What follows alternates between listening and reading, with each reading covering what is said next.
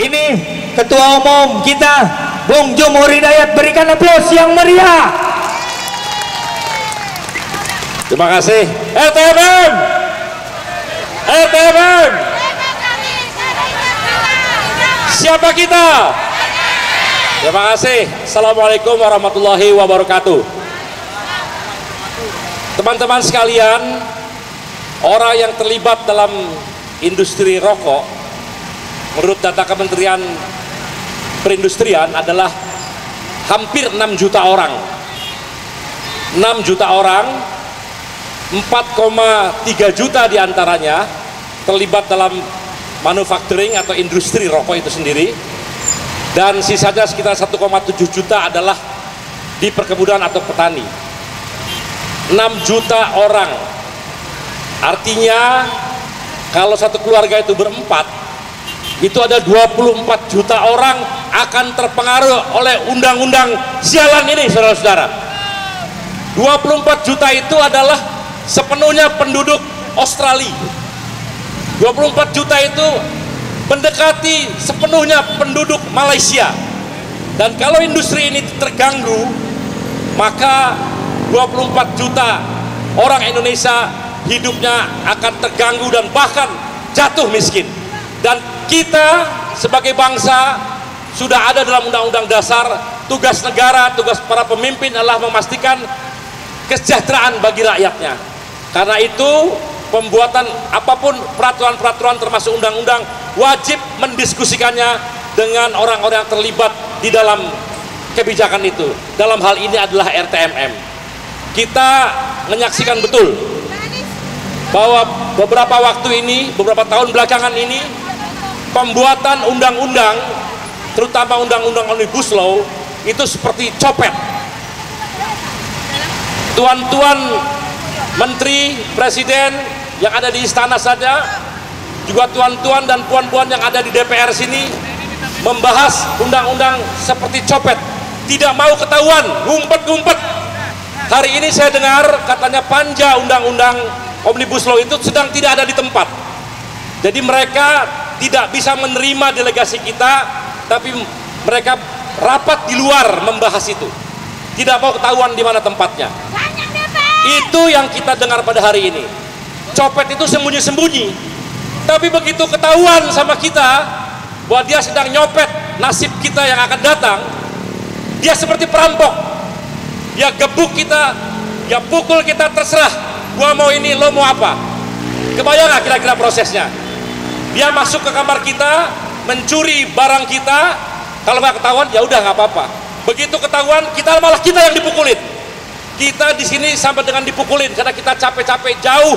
Ada yang dari Jawa Timur, ada yang dari Jawa Tengah, dari Banten, dari Bandung dan sebagainya. Itu adalah pekerjaan yang luar biasa, perjuangan yang melelahkan. Sama aja kita dipukulin sama mereka, dan mereka sombong. Mau apa kalau kita mau seperti ini? Itulah kelakuan daripada rezim atau penyelenggara negara, baik yang di istana maupun yang ada di DPR dalam rangka membuat undang-undang. Kita pasti akan melawan cara-cara seperti itu. Dan saudara-saudara, teman-teman sekalian, jujur sepenuhnya saya berteman dengan Menteri Kesehatan yang menjadi kepala preman dalam pembuatan undang-undang ini. Saya tahu mana video. Ini video Budi Sadikin. Kita satu kampus, Anda di ITB, saya di ITB, dan saya tahu Anda backgroundnya memang profesional. Dia orang baik, dia tidak korupsi, tapi dia liberal dalam cara berpikir ekonomi. Dia membebaskan utama kegiatan ekonomi dalam aturan-aturan yang dilakukan oleh privat atau swasta, dan memperkecil sedikit mungkin tugas negara.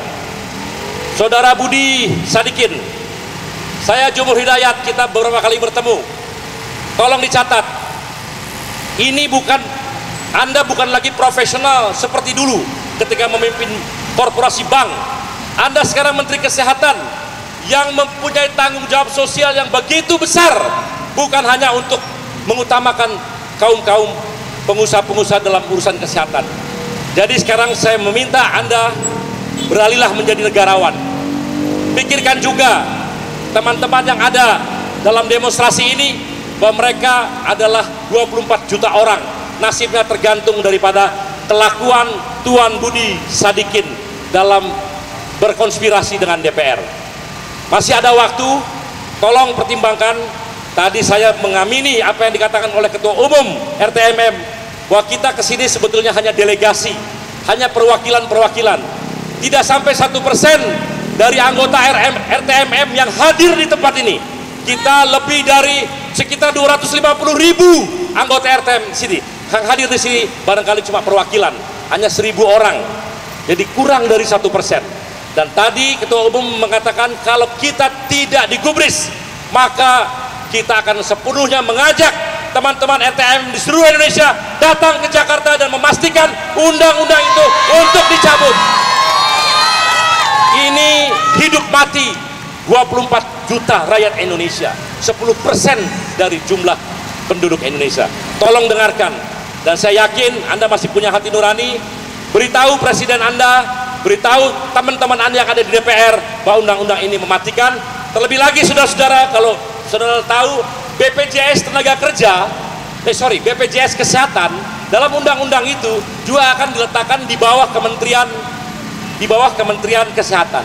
Padahal sekarang BPJS itu sudah bagus, dia berada di bawah Presiden langsung. Jadi statusnya nanti akan diturunkan dari di bawah Presiden sekarang menjadi di bawah Menteri Kesehatan. Dan ini artinya pasti akan banyak orang cawe-cawe, banyak orang yang main-main dengan BPJS itu, karena dia sudah tidak independen lagi, dia sudah menjadi di bawah Kementerian Kesehatan. Yang juga mengerikan adalah bahwa ada peraturan pasal yang tidak mewajibkan lagi negara harus mengeluarkan berapa persen untuk kesehatan masyarakat.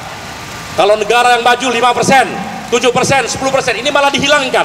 Artinya besok kalau kita sakit, kita belum tahu apakah pelayanan kesehatan akan lebih baik dari sekarang, yang justru seharusnya lebih bagus dari yang sekarang. Jadi sekali lagi, Tuan Budi Sadikin, saya masih teman Anda, kita tetap bersahabat, tapi dalam hal ini kita berbeda. Dan saya mendesak Anda, lihat wajah saya, atas nama teman-teman RTMM, atas nama kaum buruh yang berada dalam Konfederasi Serikat Pekerja seluruh Indonesia, ada sekitar 2 juta orang, meminta Anda membatalkan RUU Kesehatan Omnibus Law ini. Terima kasih, selamat berjuang. Wassalamualaikum warahmatullahi wabarakatuh.